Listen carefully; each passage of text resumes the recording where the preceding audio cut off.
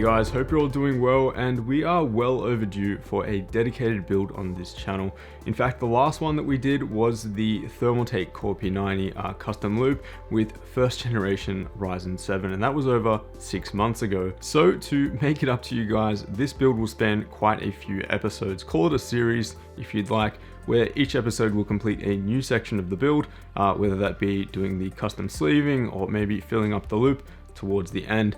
In this episode, we're going to be looking at all of the parts that are going into the build, as well as starting the build just with air cooling first, just to make sure all the components work. And without further ado, let's start off by looking at the parts. Alright, so this will be a micro ATX build using the NZXT H400i, which we'll take a closer look at a little bit later. But most of the parts that you see here, some of you may be familiar with some of these parts: 8700K, 1080 Ti, 250GB NVMe drive. Some of these parts are transported from my main build.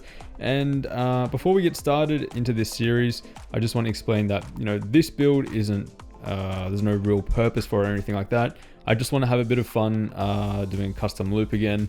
And as I said before, we are well overdue for a dedicated build. So before I go on a tangent and start rambling, let's take a look at the NZXT H400i, the case that we'll be using for the build. Now, some of you might think this is an odd choice because I do prefer smaller builds, but for a custom loop, this is pretty much the perfect size in my opinion. And micro ATX as a whole should be the preferred option for most people in my opinion, as it is quite compact, but it still gives people the expansion and airflow and just general size and compatibility that most people are after. Something else I love about this build is that we do have quite a bit of perforation on the side here for airflow, and the actual mounting for the radiator goes in quite deep. So there's not just that much clearance. The radiator is more mounted back here. So there is quite a bit of clearance there and airflow for the radiator, again, which we'll look at in just a second. Another thing I love about this case is the cable management, which you'll find on all of the NZXT H series. Now let's move over to sort of the main parts that we're running here. So this will be a Z370 build, so transferring my current system that most of you guys are probably familiar with, which is my 8700K in my Ncase M1. But with that, we are upsizing the motherboard to a micro ATX board, and here we're going with the Z370G Strix from ASUS. No particular reason that I chose this one, other than it sort of suits the aesthetics that I'm going to go for with the build.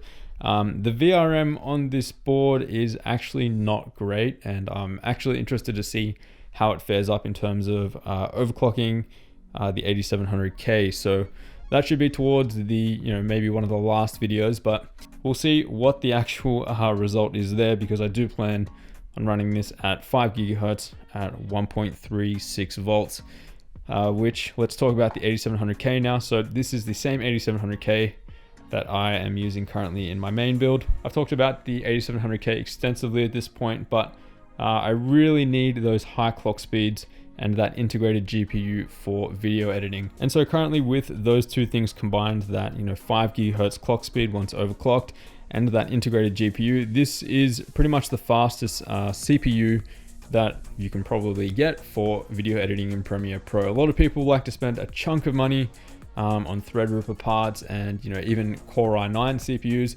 It really isn't worth it when those don't have that integrated GPU, and that thing makes such a difference when it comes to exporting footage, encoding a whole bulk of footage, and timeline performance really isn't a massive difference when you're talking about 4K video editing, or maybe even 5 or 6K timeline performance. This will do the job fine there as well. So let's talk about the GPU real quickly. It's the 1080 Ti, which is pretty much a no-brainer at this point. I actually bought this quite some time ago, and it has seen quite a few forms as well. I've put many aftermarket coolers on this thing. And in terms of overclocking, my specific sample here is actually a bit of a potato. It can only do around 2 gigahertz, and for a 1080 Ti, that's not amazing. Nevertheless, I am excited to get it back underwater and get those temps extremely low. Now, in terms of memory, we're going with 32 gigabytes from Team Group. This is their Dark Pro memory. I'm a huge fan of these memory modules, and a huge thanks for Team Group for getting on board with this build. I asked for these modules specifically. I didn't want any RGB or anything like that, hence the name of this build, Mute. I want it to be clean and just, a really clean build without a lot of the lights and flashes and unicorn rainbows that we see in today's YouTube subscription feed. But yeah, we're going with 3200 megahertz CL14 memory here, so pretty fast memory modules here. And I have had pretty good compatibility here. I use it in all my test systems, whether that be Intel or AMD. And yeah, compatibility is really strong.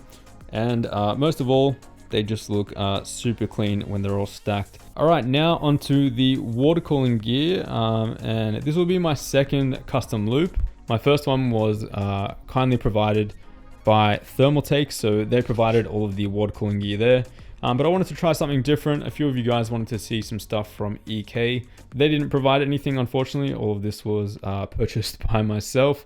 But nevertheless, some of you guys who are water cooling enthusiasts highly recommend EK. So we'll see what all the fuss is about. And let's start off with this. Actually, I'm pretty excited to show you guys this. So this is a limited edition EK Supremacy Block. I say limited edition, but you can still buy it, and I'll leave some links down below. Basically, it's just a little bit different from their traditional EK Supremacy Block, which you see in pretty much every single water-cooled build today. So I just wanted to add a little bit more character to the build here, and let's unbox it and I'll show you what it looks like. So it comes in a variety of different sort of colors. This is what it looks like. So it's basically just got a bit of a fragmented design on the top. So aesthetically it's different, but functionally it's exactly the same as far as I can see, as far as I know, to the traditional Supremacy Evo water block. The main reason I just paid those extra few dollars was again, just to have something a little bit different to what we traditionally see. Let me know what you guys think of this. I think this will look pretty awesome in there, and it does match the sort of Strix aesthetic. Sticking with the EK theme, water cooling parts, we're going with a pump res combo here. This is their X-Res 140 Revo D5 PWM pump and res combo. In terms of the coolant, I am actually having second thoughts on this one. This is Primo Chill's View or View coolant, however you say it. So basically, has a really cool effect once it's spinning in the loop and spinning in the res and whatnot. So that's the main reason I got it. Kyle from Bitwit, most of you are probably familiar with him. He actually said that these clogged up his loop, and a few others have been complaining, but the reviews on these are really quite mixed. Some people love this stuff and some people hate it. So if you guys could drop your comments down below, if you have used this, whether it be a good or bad, or even if it's just an average experience, let me know down below, because I am honestly thinking about just canning this. But yeah, we will see. Let me know what you guys think of Primo Chill's View down below. And a bunch more of water cooling gear. So these are the EK Vada 140 Evos. I've done a lot of fan testing over the last couple of weeks. If you're interested in fans, definitely go and check those out. But the EK Vadas are okay. They're certainly not the worst static pressure fans out there, but they're certainly not the best. The main reason I'm going with these are, again, just to go with the whole EK matching theme here. And we will be using these as case fans. So 3 120mm EK Vada Evos again. So 5 Vada fans total. And lastly, we've got the EK backplate for the 1080 Ti. Most of you have probably seen that already. And the EK 1080 Ti Founders Edition water block. So I actually get asked about this quite a lot, and the specific question is, what water block do you use for the EVGA SC2 1080 Ti? Because this is technically not supported, and if you read a few forums here and there, you'll say that you have to remove the fan header on this, but honestly, that is just not the case. If you remove the, all the necessary plates and whatnot, this will fit over quite easily, and I've already demonstrated that in my previous custom loop. So just to reiterate, the 1080 Ti SC2 will work fine with the GeForce Founders Edition block. I haven't had any problems, and temperatures have been fine also. So there's that. Hopefully that helps out a few of you. And a whole bunch of fittings and all the boring stuff, but again, all the necessary stuff that you need to complete your custom loop.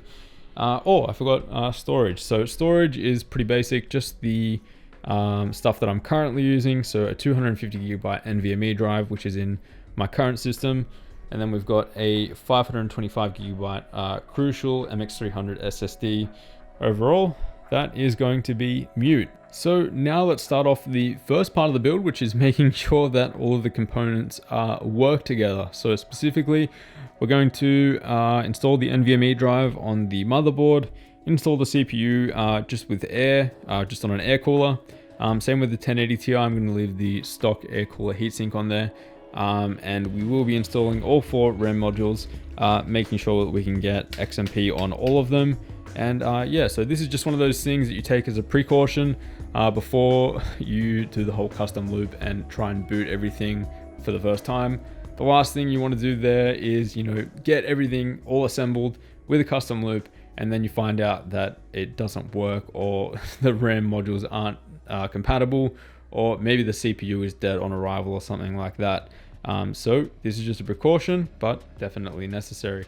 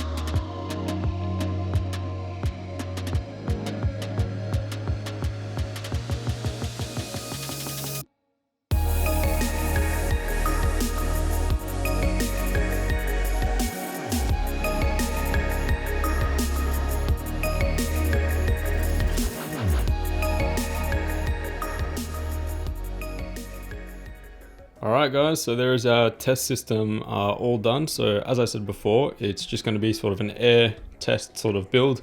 I've just got the Noctua U9S CPU cooler on there for now, but now is the moment of truth when we see if it actually boots. So let's do it. Actually, first we're going to make sure. It almost had me.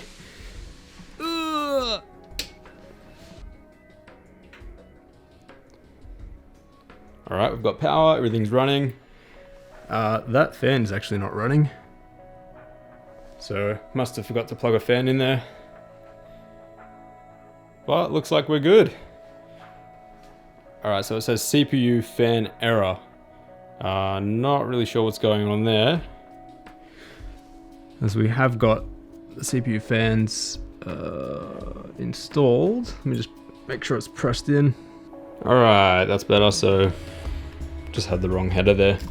Otherwise, the rest of the system looks healthy. So my media and game drive is showing up, and we've got all four memory DIMMs showing up as well. We won't try overclocking or anything for now, but let's see if we can get to Windows and F10, save and exit. And overall, I am really happy with how the build looks. I definitely love that matte black look. I feel like the memory slots really blend in with the rest of the case and even the fans. And I really can't wait until we get that custom loop in there and those custom cables.